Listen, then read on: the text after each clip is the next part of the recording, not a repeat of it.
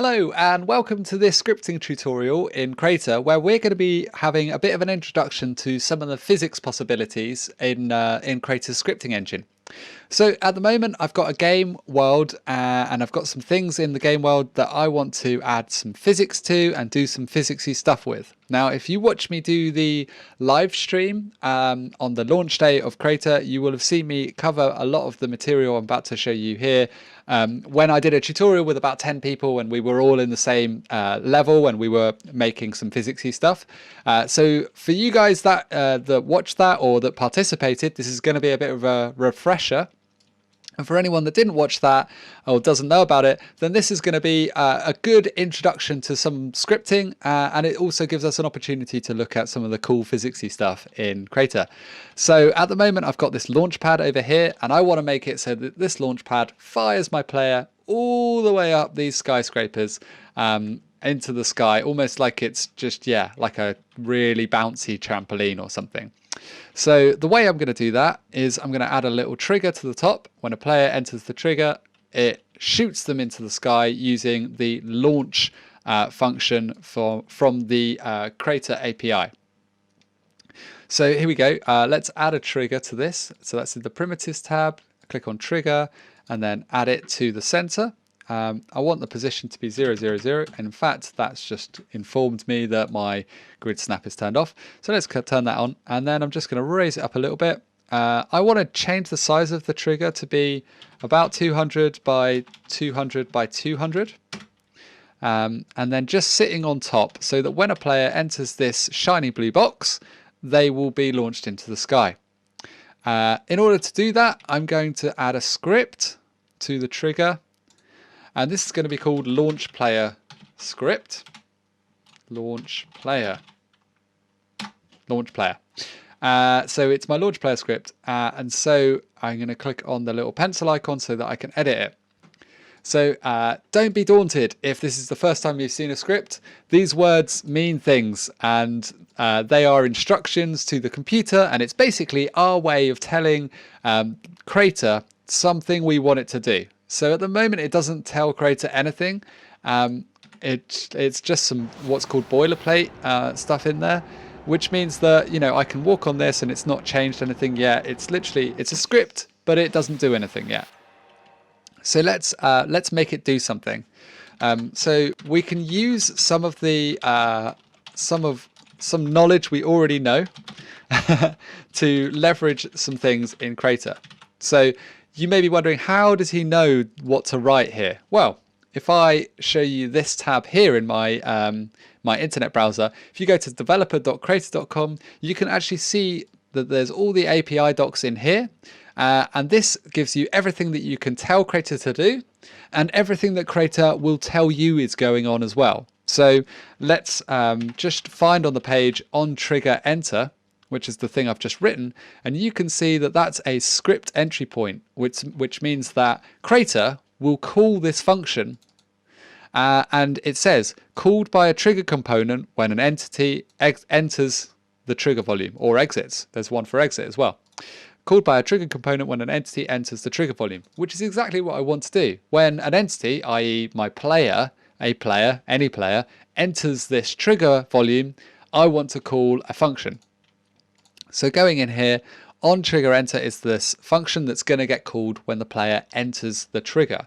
And then I just need to put some brackets and follow it with an end. And that is the correct syntax for writing a function in Lua. So the scripting language is called Lua, and we've now got a function in there.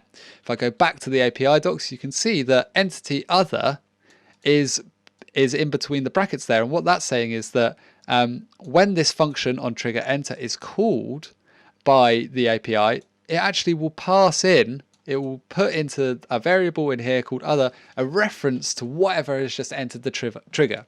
And then in this game, that will be our player. So we can put other here, and now other refers to the player that has just entered the trigger, which means we can use the launch function, which is also in the API docs, to launch the player.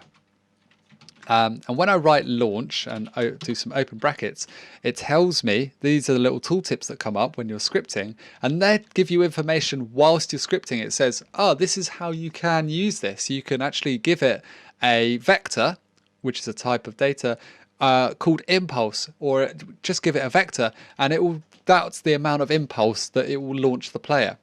So let's create a vector, vector.new. And that's expecting a number for the x-axis, a number for the y-axis, and a number for the z-axis. So this vector is going to basically be the direction we want to launch the player. X is left and right, y is forwards and backwards, z is up and down. So if I want it to be not left and right, so I want it 0 on that axis, I don't want to shoot them forwards or backwards, so 0 on that axis. Number Z, I want them, that's the up and down axis, remember. I want to shoot them into the sky. So let's make that 1,000. So that means that launch, when a player enters the trigger, the player gets put into this little variable here called other.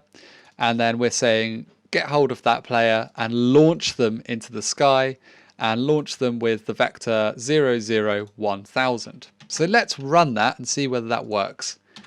We're expecting something to happen. The player should walk into that that trigger and get launched into the sky. And lo and behold, I mean, they're launched very slightly, but that's still technically working. It's just a little bunny hop at the moment. Let's remedy that. Let's make it launch them even higher. So I could, if I wanted to, I could go in here and make this number higher and higher and keep testing it and going in here, changing it, saving it, going back to the game, launching the game and testing it. But there's a better way of doing that. What we can do is we can create a property, which means we'll be able to change it from this screen here. So let's click on the trigger and you can see all of these things down here. These are all the properties associated with this trigger. And we don't have any properties associated with our launch player script at the moment. It's actually empty because these are ignored. These are commented out where it's green. So let's add a property. The name is going to be launch vector. The type is going to be a vector. The tooltip, which is this handy thing that comes up and tells you what things do. And they're really useful to remind yourself. The tooltip's going to say the direction to launch the player. There we go. So now when I save that with Control S or File Save, you'll see that launch vector has now arrived in this script in the entity editor. And in order to use that here, instead of this vector here that we've got, I want to use this launch vector. So in order to do that, I will literally have to write some code that references that instead of that. So instead of creating a new vector, I delete that. Notice I've still got the two brackets there. And in those brackets, I'm going to instead put the vector I want to launch them, which is self.properties. So referring to these properties up here, dot launch vector. And look, it's come up and it's trying to help me out and it's saying, do you mean launch, launch player, launch, or launch vector? And it's this one because that's that one. So I click on that. And that will then reference this. Now, at the moment, launch vector is 0, 0, 0. So that won't launch anyone anywhere. In fact, it will be very, very stationary. So let's make the z-axis again. Let's make it go up. But this time we're going up to 3,000. Let's see if that's improved our vector at all. Hey, there we go. Okay, so now we have a launch pad which launches my player into the sky. Great, isn't that great? Well, what else can we do with this? Well, one cool thing we might want to do with this is maybe we add a sound when the player gets shot into the sky. So let's do that. Let's add another property in here, which is going to be our sound. Name equals launch sound. Type it equals sound asset. Tooltip equals the sound to play when the player is launched. Something like that. Notice that I've put a comma here to separate these. So these need to have, for each property, you have a parentheses at the start and end, and then a comma to separate them. So we've got that. So let's also play this sound when the player enters the trigger. So in here, we're going to do self get entity. And again, this is all available in the documentation online. Self get entity, play sound, and there it's come up now. It says play sound. You can literally just pass in a sound asset of some type. Self.properties.launch sound. Launch sound. Launch sound? No, launch sound. There we go. So in the same way that I passed in this launch vector here from there to there, I'm passing this launch sound in from there to there. And when I save this launch player script and I scroll down here in my trigger, you'll see that launch sound, a new property has come up and it says the sound to play when a player is launched. Great. I can choose a sound by clicking on that drop down, or I can even go over to the sounds section of the library and choose a sound in here. I like this one. This is a good launching sound if you're interested in launching sounds. I think so anyway. I mean, this might be quite fun, but that magic swish is a good one.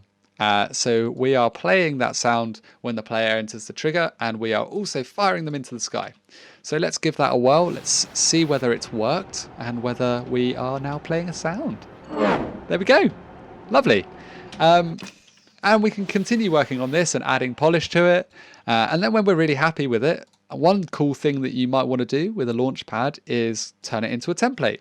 So now it's the exact configuration of this launch pad and the children, so the trigger, which is a child of it, and any scripts and any numbers attached to those scripts, that is all now saved in a template.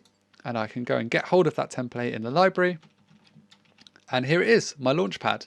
If I click on that, I can position a new one in the game world. So maybe I want one there. Maybe I want one there. Maybe I want one over there. Who knows? Put some launch pads places. There we go. And because I have given the launch pads these values in the trigger, it means I can change the amount of launch vector that each one can do. That each one will fire the player. So, you know, this first one needed 3,000 to get up there. Does this one need 3,000 to get up there? And, you know, you could even like say, oh, this one could launch the player over in that direction. In fact, let's do that. So no, let's do it with this one. This one is good because it's high. Okay, so we've got this launch pad, and let's say without too much testing, I want to launch the player over there.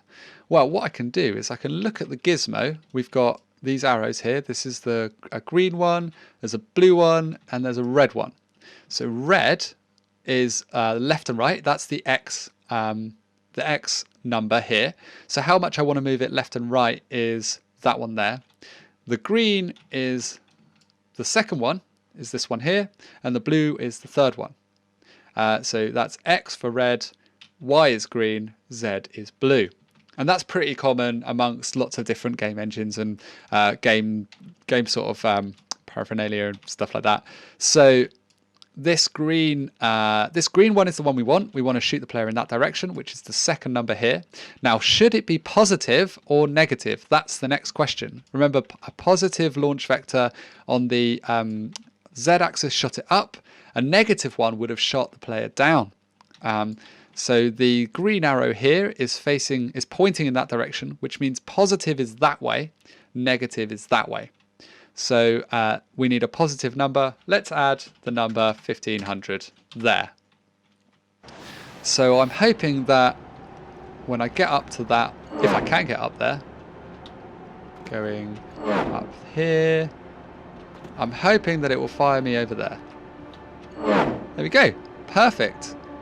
I mean, I didn't know that was the right number, but that was great. That was pretty impressive. Okay, so you can see that you can play around with these launch pads, and you could probably make a game where it carts you around rooftops in your game world.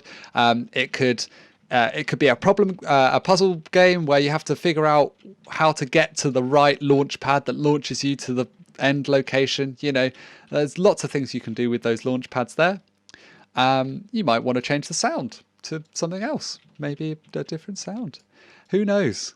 That's the beauty of, you know, you can take that and run with it. So this object here. What's that? Well, that's a football. So we've got launching the player. Now let's look at launching a mesh. This football is a mesh. It's an entity. So how are we going to launch the mesh? Well, what we need to do is probably go and have a look at the API. And if we look for the launch function, which is something that we looked at, you'll see that this is attached to the character, which is the players. But if I go to the mesh section of this documentation, which is there, you'll see that this does not have a launch function attached to it, but it does have an add impulse function attached to it. So we can use the add impulse instead of launch in very much a similar way. So I've got my ball. I'm going to do entity add script, new script, launch mesh.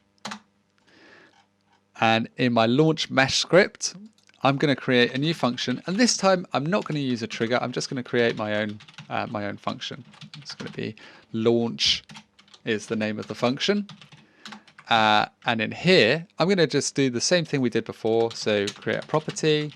And this one's going to be launch vector, same name. It's useful to use the same names for things because sometimes it's not useful. But here I'm being consistent between launch mesh and launch player so that I know what launch vector is the same sort of thing on both. If it was a radically different thing, then I would probably need to call it something different to make it easy for myself in the future. Tooltip equals the direction to launch the entity. Let's just get rid of that slash. There we go. So I've got launch vector, and now that's appeared down here. And in my launch function, I'm going to do self.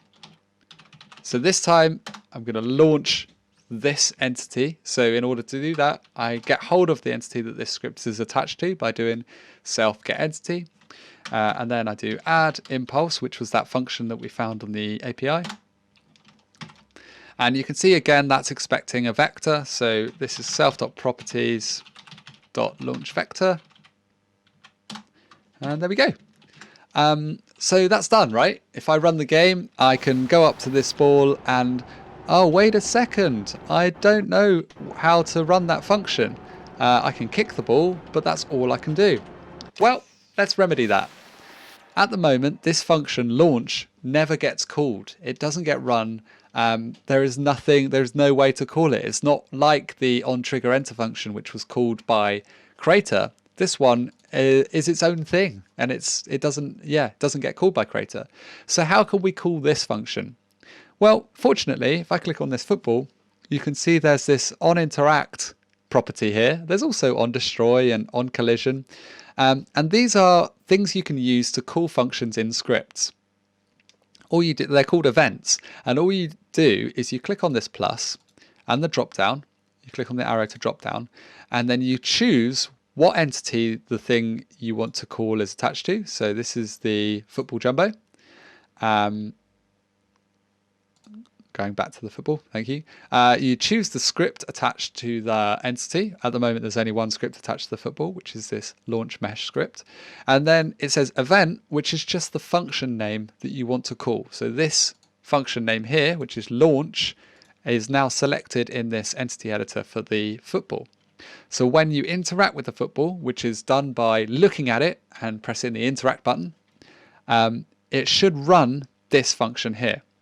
Now notice the football has already got some attributes that aren't standard. So for example, I've turned on physics enabled, which means that the ball is now can be, it can be manipulated. That's the right word. Manipulated by the Crayta physics engine. So by checking physics enabled, it's now possible to manipulate the ball with the physics engine. I've also done this override mass here.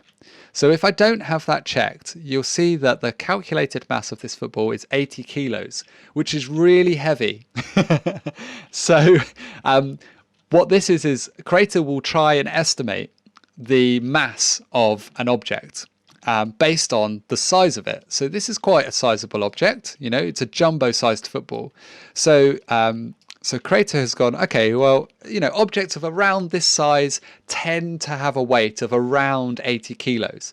Now, this is a football which is usually filled with air, so the mass is dramatically less than 80 kilos. So what I need to do is override that mass and then drop it down. Maybe it's something like 5 kilos. And then the launch vector, I need to also change here. So remember that we've got physics enabled and we've changed the mass, and we still needed to adjust the launch vector, which is how much to shoot this ball in the air when you interact with it. And so I'll set that to something like 1,000. It's always good to start with 1,000, I find, because you'd never know if it's too much or too little. But if it's too much and it's 1,000, it's way too much and it will disappear. So it's a little bit too little, which is fine. All I need to do now, go back and click on the ball and adjust that. But it's really great that we can see that it's working, because when I interact with it, it just lifted off the ground slightly. So 2,000. Okay, maybe a little bit more. Maybe it's a slightly heavier football than I thought. 3,000. Just gradually increasing and testing. There we go. So now I can play keepy ups, right? Sort of. So I could make this an easier keepy ups game if I wanted to, by increasing the amount of force or decreasing the amount of mass of the football. I could add some more code which counts how many times I've managed to keep it up. I could make it so that I need to do this in order to unlock a door. You know, possibilities are endless. And again, could add a sound to that, could add effects, could do all sorts of different things to it. But the main thing is that we've got this launch mesh, which is using the add impulse function. And that's a slight different thing to the way we launch characters or players, which uses the launch function. So that's how to launch a couple of things using the physics engine in Crayta. Hopefully you found this tutorial helpful. We can use these things in lots of different ways, and you're not just limited to footballs and shooting the player into the sky. You could shoot players across places. You could shoot alien eggs into the sky if you wanted to, and play keepy uppies with alien eggs. Who knows? Possibilities are endless. I really look forward to seeing what you make with some of this physics API stuff. Remember, the documentation is there to help you, so go and use it. There's some tutorials as well on the developer website for Crayta, developer.crayta.com. So go and check out the tutorials which take you through step by step some other physics stuff that is available to you. And if you get stuck, there's the Discord. Head over to the Discord and write about your problems in the Ask Anything section or in the scripting help section, and people will help you. Everyone's very friendly and open to helping each other out with their scripting issues. So yeah, good luck out there, and I look forward to seeing what you make with this in Crayta.